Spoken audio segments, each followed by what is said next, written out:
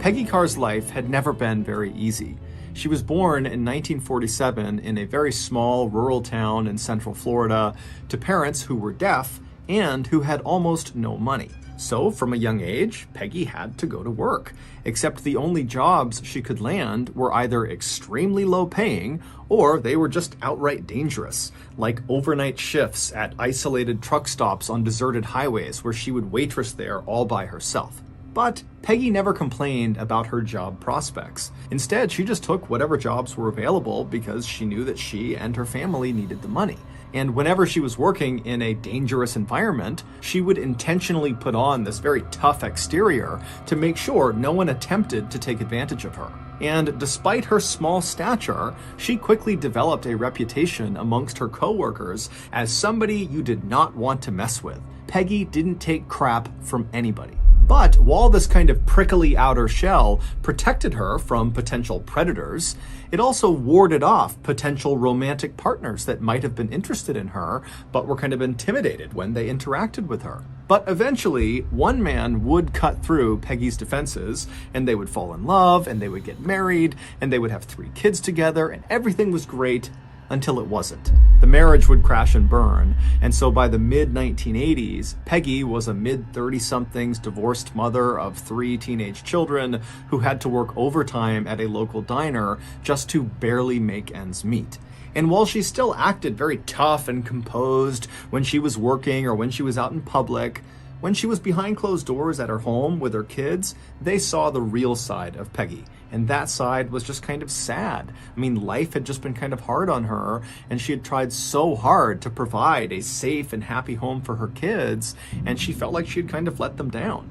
But her kids, on the other hand, were not bitter towards their mother for the divorce. It just pained them to see her so upset. And so her kids really hoped that one day their mom would meet somebody new, she would fall in love all over again, and maybe that would put a smile back on her face. And in late 1987, that is exactly what happened. That year, Peggy met a man named MrBallen Carr. MrBallen, who just went by his nickname, Pie, was a lot like Peggy. He was a recently divorced single father of 2 teenage children. He didn't take crap from anyone, and like Peggy, he had been kind of forced to start working at a fairly young age. When Peggy met him, he was living with his 2 kids in another tiny central Floridian rural town called Alturas, and he was the foreman of a local phosphate mining company there. Phosphate is a chemical that has a number of industrial and consumer uses. So Peggy and Pie, they start dating, and right away, Peggy's kids notice this huge shift in their mother. I mean, now she's all smiles, she's so happy. It seems like Pie is the knight in shining armor that's come to save the day. And then, just a couple of months later, in April of 1988, Pie and Peggy would get married, much to their children's excitement. And then after the marriage was finalized, Peggy and her 3 kids moved in with Pie and his 2 kids in his home in Alturas, Florida. And for a while, this newly blended family worked out perfectly, even though they were living in a fairly small house. And so all 5 of them were kind of all over each other, but they got along great. And it was kind of fun to have so many people in this house all the time. It was kind of crazy and hectic, and overall the house just felt like it was bursting with life.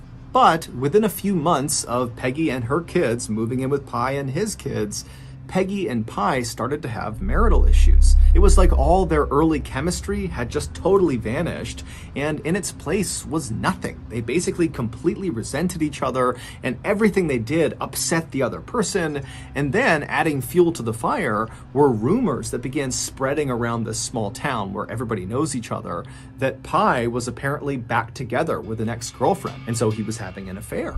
And so Pie, he denied these accusations, but Debbie totally believed them.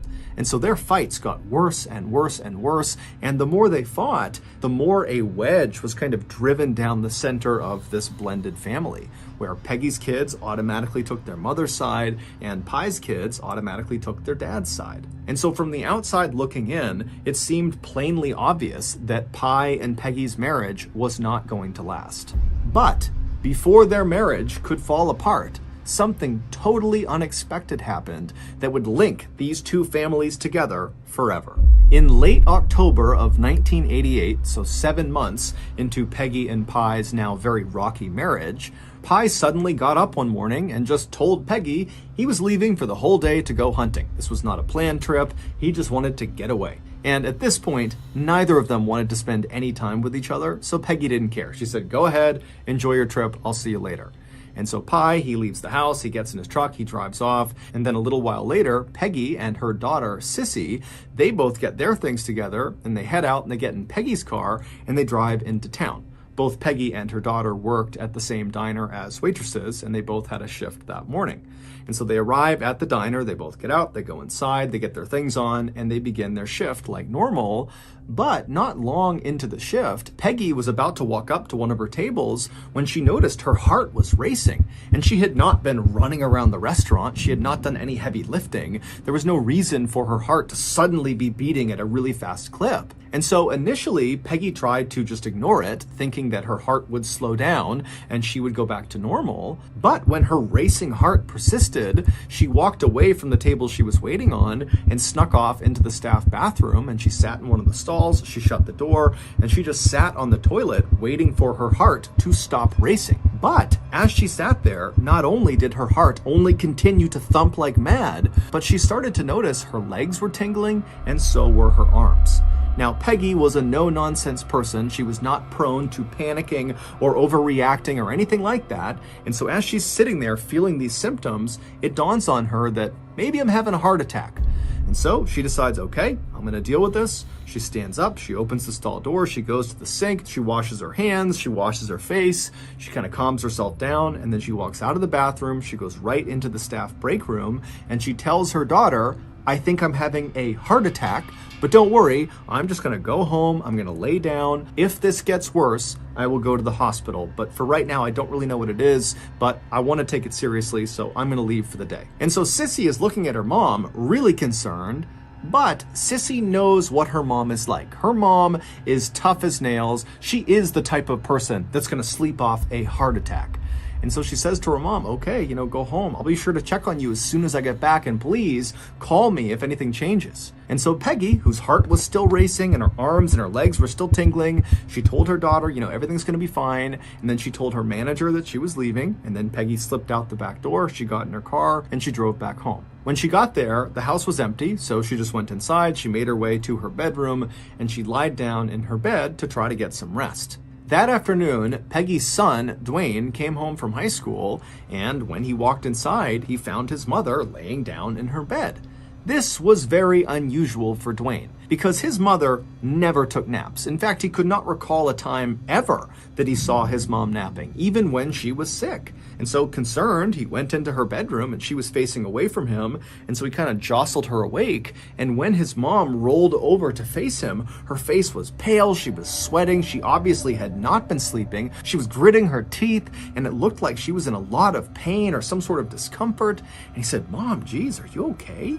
And she would say to him, "Oh, no, I'm fine. I'm just sleeping something off. I got something going on. I think I have a flu or something. I don't know. I took off from work, so I'm just sleeping it off." And so Dwayne, he knows his mom is tough as nails. And if she says she's going to sleep something off, then she'll be just fine. And so Dwayne said, "Okay, well, let me know if you need anything." And so Dwayne began to walk away, but his mother would actually flag him back, and she would level with him, and she would tell him that actually something is wrong here. "I feel like someone has poured fire down my veins in my arms and in my legs, and it is excruciatingly painful." And so Dwayne is hearing his mother say this, and he knows his mother is not the type of person to complain or exaggerate or anything. She is just straight no nonsense. And so for her to say this is the most excruciating pain she's ever been in, and she's laying in bed unable to move, he knew this was really serious. And so Dwayne began telling his mom that you got to go to the hospital. We need to get Pie here to drive you to the hospital, or we need to call an ambulance, but something needs to be done here. But despite the pain she was in, Peggy was still a little bit reserved about it. She thought maybe she could just sleep it off. But as they're having this kind of back and forth about what to do, Pie would return from his hunting trip. He would come in the house, and right away Dwayne would run over to him. He would explain to Pie, "Hey, this is not normal. My mom never ever acts this way. She never complains. This is really serious. You gotta take her to the hospital." But Pie would actually say, "She's fine. I'm sure she just has a fever or maybe the flu. She'll sleep it off." But when he walked into the bedroom and he saw his wife looking so horrible and literally squirming in pain, he relented and said, okay, I'll take her to the hospital.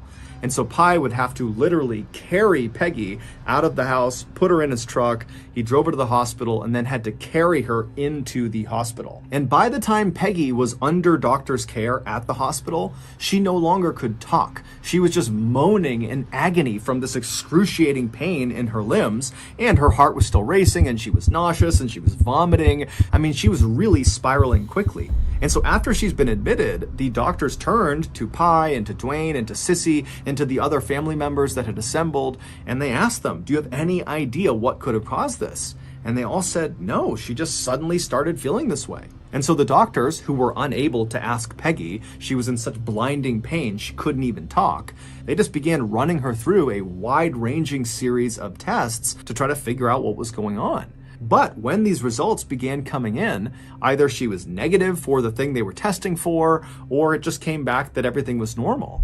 And so they're looking at Peggy, seeing her completely falling apart. None of their tests have revealed anything is wrong with her.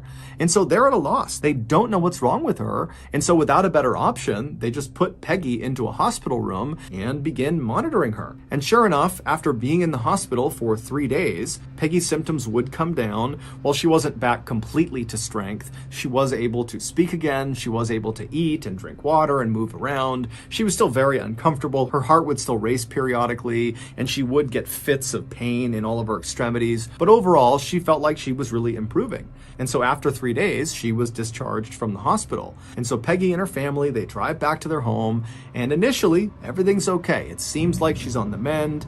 But within 24 hours, Peggy's heart starts to race again, and before long, her arms and legs feel like they are on fire. Now, Peggy and her family, they know that the doctors don't know what this condition is. And so their immediate reaction was huge concern that Peggy, again, was suffering from this horrible thing. But going to the hospital didn't really feel like the obvious first choice. In fact, the obvious first choice, at least for Peggy, was just to sit at the house and wait it out, the same way she had waited it out at the hospital. But over the next several days, despite laying in bed and resting as much as she could, her symptoms did not get any better. They got worse and worse and worse, to the point where she literally was completely bedridden, and all she could do was just shake and periodically scream into her pillow from all the pain she was experiencing in her extremities. And so finally, on October 30th, which was 10 days from the first day that Peggy felt these strange symptoms when she was at the diner, her family decided, you know what, enough is enough. She obviously is not able to just sleep off whatever this is. And so they called an ambulance, which rushed her to the hospital. And when she got there, the doctors, they remembered her from the week before. So they understood this was a bit of a mystery. But just in case, they ran the exact same battery of tests on her to see if maybe now there was some other indication of what this was. But again, all of the tests came back, and they either came back negative or inconclusive, or just showed that, nothing was wrong with her. The doctors even ran her through some tests for poison, thinking, maybe she accidentally ingested something toxic, and that's what's causing all of this. But those tests as well came back negative. And so totally stumped, the doctors decided the only thing they could do was once again put her in a hospital room and just monitor her. And so that night, Peggy was wheeled into a room, and all night, up and down that hospital wing, people listened to the sound of Peggy screaming at the top of her lungs from the pain she was experiencing. And then the next morning, the whole situation got even worse. Not only for Peggy, who by now was dipping in and out of consciousness, but also for the rest of her family. Because that morning, Peggy's son, Dwayne, and Peggy's stepson, so Pi's son, Travis, they were both admitted to the same hospital for exhibiting these same symptoms as Peggy. Their heart was racing, they were nauseous, they were vomiting, and their arms and legs were starting to tingle. And so the doctors, with nothing else to do, just ran Dwayne and Travis through all the same tests they had put Peggy through, and they all came back negative or they came back normal. However, shortly after Dwayne and Travis had been admitted to the hospital, a neurologist who was looking after Peggy, he noticed something about her condition, and suddenly it was like his medical training from back in college kicked in, and he remembered something very specific that lined up exactly with what he was seeing in Peggy. And he suddenly realized that he knew what was going on.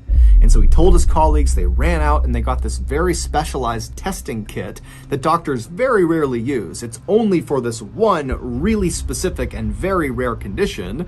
And they tested Dwayne and Travis and Peggy, and sure enough, the next day the results came back and all three tested positive for this condition that the neurologist had guessed. And even though there was a cure for this condition, for Peggy, it was too late. Her body had been so completely ravaged that even if they administered the cure, it would not work fast enough to save her life. And so that day, the doctors went to Peggy, who despite being on all these painkillers is still squirming and writhing in pain and screaming into her pillow. They would tell her, "You're gonna die. The only thing we can do is try to make you as comfortable as possible and then try to save your boys." Not long after being told this terrible news, Peggy would slip into a coma, and then 4 months later, on March 3rd, 1989, Peggy's family had to make the heart-wrenching decision to pull her off life support. And then at that point, she passed away. As for her two boys, Dwayne would remain hospitalized for 2 months and would make a full recovery. As for Travis, he would remain hospitalized for 6 months, and while he would recover, he would never walk normally again. Even though the actual medical condition that killed Peggy and nearly killed Dwayne and Travis was completely known at this point. Everybody knew what it was. What nobody could figure out was why this happened. Why in the world did this happen to these people? It made no sense. However, shortly after Peggy's death, that mystery would actually begin to unravel in the most bizarre and totally roundabout way.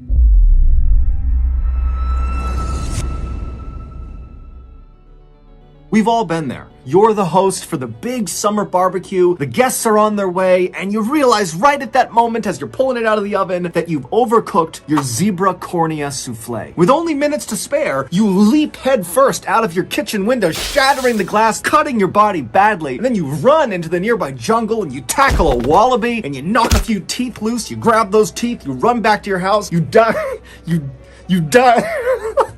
You dive back into your house head first through a different window. You cut yourself up badly again. You get inside your kitchen and you whip together a wallaby teeth salad just in time as your guests are coming in the door and right before you pass out from blood loss. Crisis averted, right? Wrong. Zebra cornea souffle and wallaby teeth salad, they're not good. But what is good is HelloFresh. HelloFresh is a meal service that delivers actually good tasting food right to your doorstep. Between menu items like cheese stuffed burgers and grilled salmon with balsamic tomatoes, you are not only going to wow your barbecue guests, but also you're going to avoid jail time for poaching wallabies and zebras, and you're going to avoid expensive medical and repair bills from all the jumping out the windows you were doing. HelloFresh recipes include pre-portioned ingredients, which means less prep time and less wasted food. HelloFresh also offers a line of kid-friendly recipes that are perfect for families that are looking to try something new as the summer winds down and we get ready for school to start up again. So, if you're ready to stop choking down zebra corneas and wallaby teeth, then you need to sign up for HelloFresh today. To do that, go to HelloFresh.com and use code MrBallen16 for 16 free meals across 7 boxes and 3 free gifts. Again, go to HelloFresh.com and use code MrBallen16 for 16 free meals across 7 boxes and 3 free gifts. Okay, back to the story.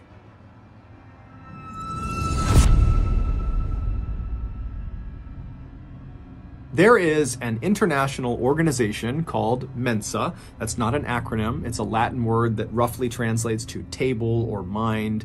And this organization is a highly exclusive society for the ultra intelligent. You literally have to prove that your IQ, which is an intelligence test, ranks in the top 2% out of everybody in the entire world. And even then, you may not be smart enough to get in. And in the same town that Peggy and Pi had lived, in Alturas, Florida, there was a chapter of Mensa. And the way some of these chapters worked is they would just get together every month and do some sort of intellectually stimulating activity. And in Alturas, that Mensa chapter, what they would do is they would get together at some private location once a month, and they would put on what they called a murder mystery weekend. The members of this chapter would head off to some private location like an inn or a hotel or a cabin or something, and they would all role play a murder investigation. So one or two of the Mensa members would come up with a very elaborate murder and subsequent investigation, and they would assign different fake characters to each of the real Mensa members. And so once they got there, they'd all find out what character they were and what they were responsible for. And then once they got into character, which included dressing up in costumes, they would remain in character until the killer was revealed. And so this activity was meant to be extremely intellectually challenging, but also it was extremely fun. The group loved these murder mystery weekends. And so with that in mind, just a couple of weeks after Peggy had passed away, so this is sometime in April of 1989, a new genius was accepted into the ranks of the Alturas Mensa chapter. Her name was Sherry Gwynn, and she was a middle-aged woman who had recently fled from Texas to Central Florida to get away from her abusive husband, who still lived in Texas. After she was accepted into the Mensa chapter, it became abundantly clear to the members that Sherry was eager to make friends. But not just any friends. She wanted to make friends with two very specific members of the Alturas Mensa chapter, and they were Diana Carr, who had no relationship to Pi Carr or his family, and Diana's husband, whose name was George Trapal. Diana was a very successful orthopedic surgeon who had her own practice in Alturas, Florida, and George was this computer programmer who had more advanced degrees than you could count. And, critically, Diana and George just so happened to live right next door to Peggy and Pi's house. Even though Sherry came on really strong right away to try to become friends with Diana and George, neither of them were fazed. The couple just figured, here's a woman who's living by herself, she's moved to a brand new area, she's run away from an abusive husband, it's no wonder she wants friends, and so she probably just needs some support. And so Diana and George were happy to just become her friend. The same month that Sherry was accepted into the Alturas Mensa chapter, George and Diana happened to be chosen as the people responsible for coming up with the complicated scenario that the group would act out during their murder mystery weekend that month. So George and Diana very diligently sat down and went over how to make the case as complicated as they could,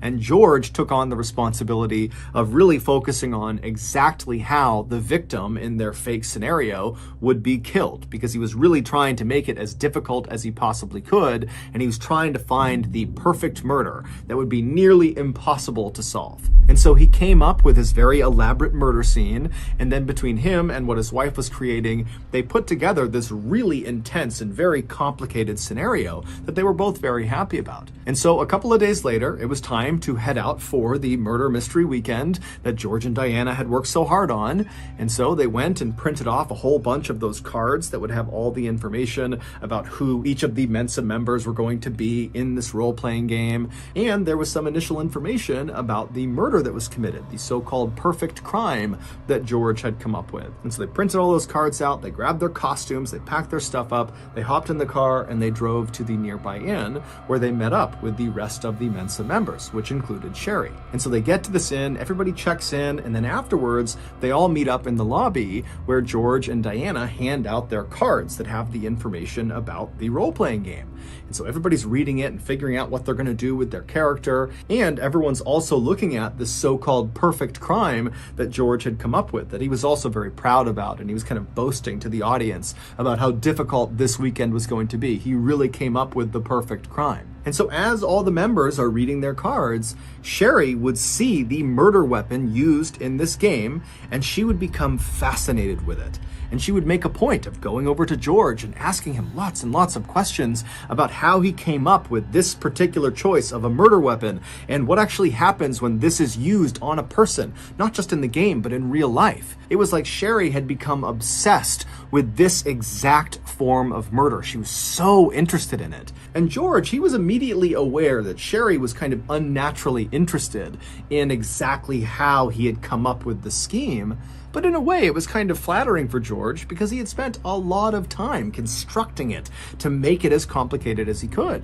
And so he indulged Sherry, and he sat there and told her everything about this particular weapon and what it does to the human body, and how you can get it and what the history of this weapon was. And the whole time Sherry is just totally locked in. I mean, she's really focused on this particular style of murder. And so that murder mystery weekend would eventually come to an end, and all the Mensa members would think it was great and they would head home. And then over the course of nearly a year after that, Sherry would be a near constant in George and Diana's lives. I mean, she was always around them. She always wanted to meet up with them. She was always talking to them and asking them questions and calling. And anytime she was with them, she always wanted to be with George. And when she was with George, a lot of times she would bring up that very particular murder method that he had come up with for the murder mystery weekend. And George just continued to think this was just the greatest thing. It was so flattering that she thought he was so smart that he had come up with the perfect crime. And so anytime she wanted to talk about it, he would just indulge her because it made him feel really good. And if George and Diana had seen any red flags in Sherry with her behavior towards them, they certainly didn't show it. They basically were operating under the assumption that Sherry, no matter what, was just this helpless, harmless person who had come to Central Florida, and she was trying to be their friend, and so they should try to be her friend back. But, as they would soon find out, they were very, very wrong about Sherry. In December of 1989, so roughly 8 months after George and Diana had first met Sherry, Diana decided she wanted to move her medical practice from Alturas to a neighboring town called Sebring.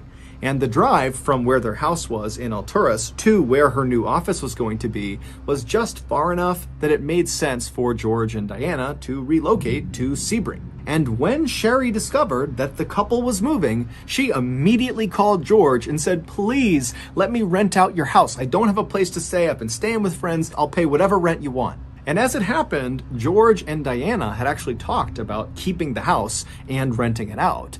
And so it was actually a pretty easy decision. They trusted Sherry, and so they said, "You know what? That's fine. You can rent out the house for a couple of months, and then we'll decide if this is a long-term solution or not." And within just a couple of hours, Sherry was on Diana and George's doorstep with a sleeping bag and a small bag of toiletries ready to go inside. And so George and Diana, they grabbed the last couple of things they needed, and then as they walked out the front door, they gave their house key to Sherry and told her, hey, if you need anything, just give us a call. And then George and Diana, they climbed into their car, and as soon as they had drove off and were out of view, Sherry dropped her things and she kind of looked around, and then she ran inside of the house. And just minutes later, practically the entire Alturas Police Department came crashing through that front door after Sherry. And within an hour, the police department would find something that would not only reveal the true identity of Sherry and her true intentions, but it would also reveal the truth about what happened to Peggy and her family. A couple of days before Peggy first started feeling bad, when her heart started racing and her arms and legs began tingling at the diner, a couple of days before that, someone had placed 8 Coca-Cola bottles, so full sodas, glass bottles, inside of Peggy and Pi's kitchen. And they set these 8 drinks kind of tucked away inside of a storage nook. A couple of days later, the family discovered these sodas, but they didn't think anything of it. They figured somebody else in the family had bought them and left them in the kitchen, and so they were fair game. And so before long, Peggy and the rest of her family were drinking these Cokes. But Peggy, who was notorious for loving Coca-Cola, drank way more than anybody else. Well, it would turn out all 8 of those Coca-Colas had been tampered with. They all contained a significant dose of the heavy metal called thallium. Thallium is odorless, it's colorless, it's tasteless, and even though there are very small trace amounts that naturally occur inside of our bodies, if there's even a little bit more than that inside of our bloodstream, it becomes lethal. And so when Peggy was admitted to the hospital the second time, around the same time that Dwayne and Travis were also admitted, that neurologist who was looking at Peggy, what he noticed about her condition was that her hair was starting to fall out. And that's when it clicked for him. He had this flashback to his medical training where he was taught about thallium poisoning. And one of the symptoms was hair loss. The other symptom was extreme pain in the extremities. And so the neurologist and his colleagues went and got a thallium test kit, and they tested Dwayne and Travis and Peggy, and they all came back positive for thallium poisoning, but the level of thallium inside of them was astronomical. The boys are lucky to have survived. They had 20,000 times the amount that naturally occurs inside of the human body. As for Peggy, she had an astounding 50,000 times the amount that naturally occurs. Way more than was lethal. And so that was why the doctors told her, there's nothing we can do. Your body is basically already dead. You're just technically still alive right now.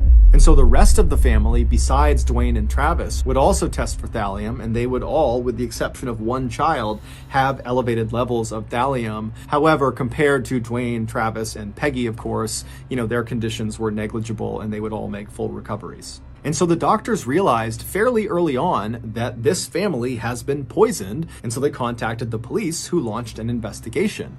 And right away, their primary suspect was Pi. He and Peggy had been fighting extensively before she fell ill. He also had that kind of abrupt hunting trip that lined up with the day Peggy started feeling sick, and so they're thinking, okay, well, did that have something to do with how he planted the thallium? And then also there was the fact that Pi worked at the phosphate mining company, and so had access to fairly rare chemicals. However, upon closer inspection, Pi did not have access to thallium specifically. Thallium is incredibly rare and very expensive. And it just seemed odd that he would use thallium to poison and kill his wife, but he would also poison himself and his son, who he adored. It just didn't really add up. And so Pi would get ruled out as a suspect fairly quickly. But during one of his last interrogations, he would give the police something he didn't think was very valuable, but it wound up being very significant. He would say that 3 months before Peggy got sick, their family received a death threat. He opened the mail one day and there was this typed out note that said, your family needs to leave Florida in the next 2 weeks or you're all gonna die. But Pi thought it was some stupid teenage prank, and so he didn't think anything of it. And then when 2 weeks went by and they weren't dead, he just kind of forgot about it. And so after the police have ruled Pi out as a suspect, they didn't know where to turn. They had no other suspects. And so they just began focusing on who might have written this note. And that's where Sherry comes in. Sherry Gwynn was not a Texas transplant who had come to Central Florida to run away from her abusive husband. Sherry Gwynn wasn't even her real name. Her real name was Susan Gilek, and she had lived in Central Florida for most of her life. Susan was very smart, but she certainly was not Mensa-level genius smart. And so almost certainly her paperwork that got her in to the Alturas Mensa chapter was forged. Susan also had absolutely no interest in becoming real friends with Diana and George. The only reason she was pretending to be their friends and wanting to be around them all the time is because she was studying them. Because Susan was actually an undercover police officer.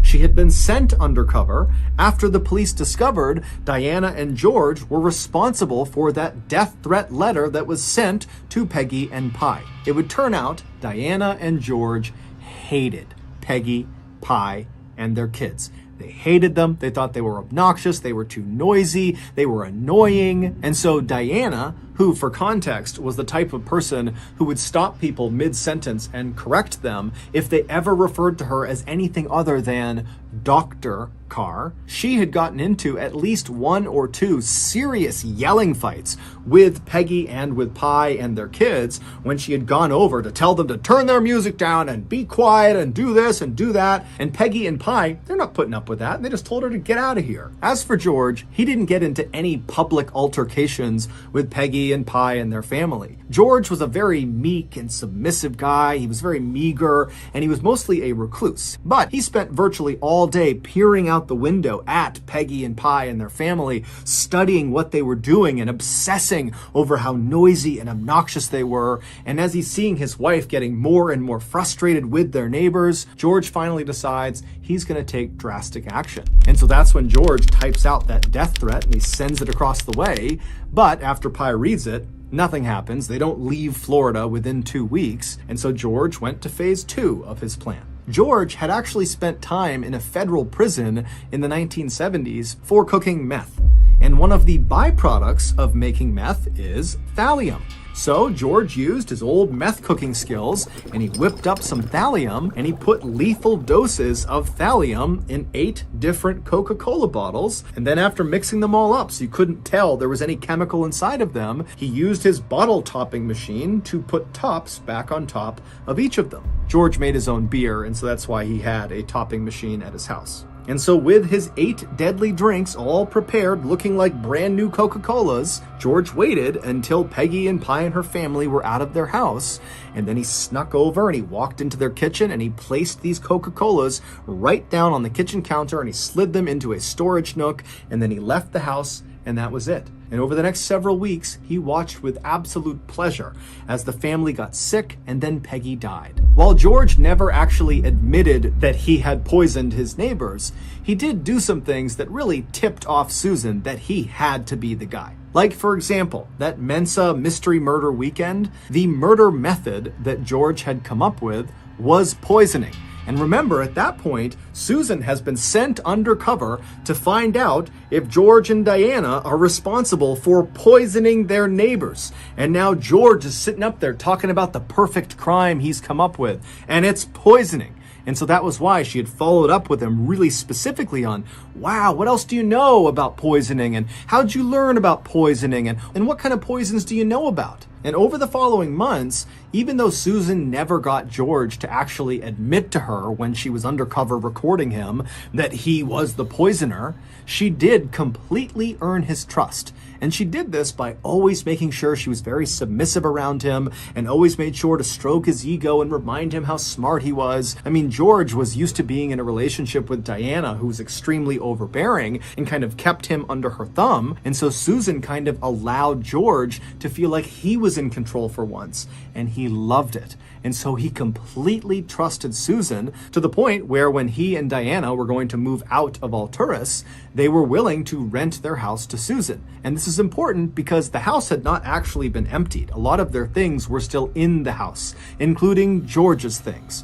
And so he just assumed Susan would never go through his things. But as soon as Susan was in that house and she watched George and Diana drive off, she immediately called in backup. The police swarmed the house, they searched it top to bottom, and in the garage they found George's chemistry equipment, and nestled underneath it was a bottle that contained thallium. George would be found guilty of first-degree murder as well as attempted murder on the rest of Peggy's family, and he would be sentenced to death. As of this episode, he is still alive and he is still on death row. As for his wife Diana, who many people believe must have had something to do with the poisoning or must have at least known it was happening, was never actually charged with anything, and so she would eventually divorce George and move on with her life and remarry. So that's going to do it. If you got something out of today's episode and you haven't done this already, please invite the like button to come ballroom dancing with you. But when you get out on the dance floor, just start stomping all over their feet and don't acknowledge it. Also, please subscribe to our channel and turn on all notifications so you don't miss any of our weekly uploads.